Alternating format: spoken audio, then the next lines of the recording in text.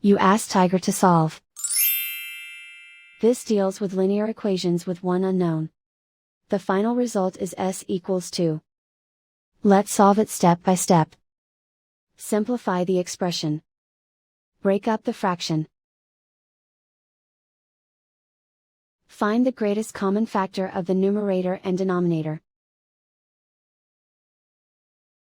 Factor out and cancel the greatest common factor. Simplify the fraction.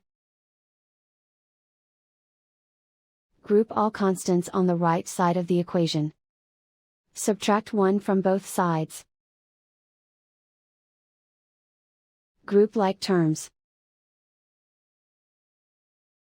Simplify the arithmetic.